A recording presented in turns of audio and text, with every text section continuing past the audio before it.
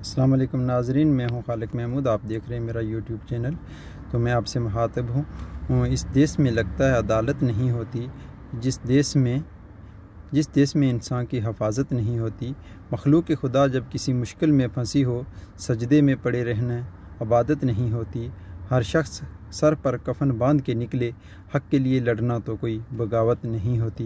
तो मैं अपने तमाम नाज़रीन को ये बताना चाहूँगा कि आज मैं इमरान रियाज से इज़हार यकजहती के लिए और पाकिस्तान के मौजूदा हालात पे जो मैं बात करना चाहूँगा, तो मैं इसलिए सबसे पहले तो इज़हार यकजहती करता हूँ इमरान रियाज से कि वो एक बहादुर और निडर साफ़ी है, जो हम पाकिस्तानियों के लिए, हम गरीब आवाम के लिए जो लड़ा है, जो लड़ रहा है, जिसने अपनी जान को ख़तरे में डाला।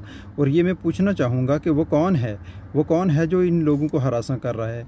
वो कौन है जो हक़ पर बात करने वालों को हरासा कर रहा है?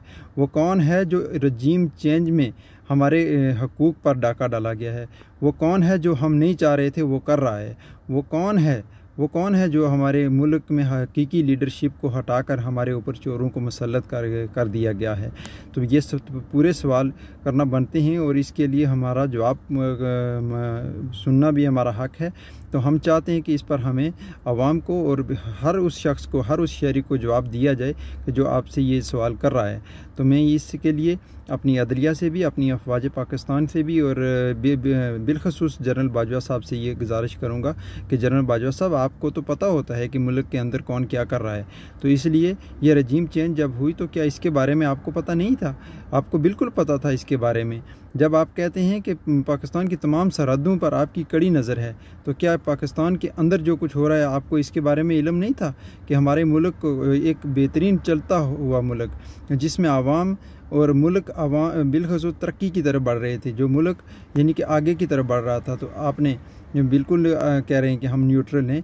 तो इन हालात में मैंने समझा कि मैं तो इन हालात में न्यूट्रल नहीं रह सकता, तो इसलिए मैंने आपसे ये सवाल उठाया है। तो मैं अपनी अदलिया से भी कहता हूँ कि अल्लाह ताला भी आपसे पूछेगा जो कि आपने इस मुल्क के आला तरीन अदलिया के मनसब पर आप फाइज थे, तो आपने इंसाफ नहीं किया। आज इस अदलिया के होते हुए और अफवाज पाकिस्तान जो खुद को पाकिस्तान के दफ़ा की ज़ामन करार देती है, तो जनरल बाजवा साहब, आपके होते हुए मुल्क के अंदर गरीब आवाम के साथ जुल्म हो रहा है और महंगाई की दलदल में और पाकिस्तान को दिवालिया करने की तरफ बढ़ रहे हैं ये हमारे चोर हुक्मरान।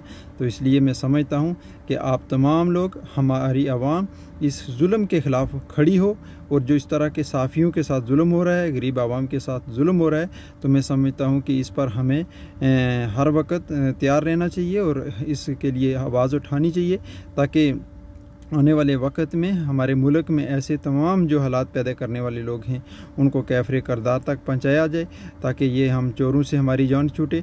बाजवा साहब, हमारी ज़िंदगी की आधा हिस्सा यानी कि अपने वतन से दूर, अपने बच्चों से दूर, अपनी फैमिली से दूर गुजार दिया गया है। वो इसीलिए गुजार रहे हैं कि हम अपने मुल्क को आगे लेकर जाएं।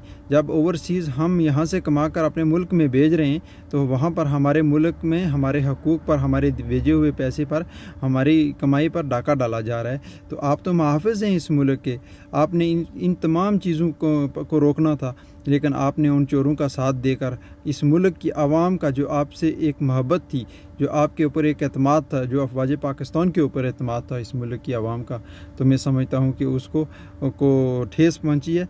तो मैं समझता हूँ कि अब अपने मुल्क के तमाम अदारों से भी ये सवाल करूँगा कि अगर आपने आवाम में और अदारों में इस तरह दूरी होती रही, तो ये मुल्क इंतहाई ख़तरनाक सूरत हाल की तरफ बढ़ जाएगा।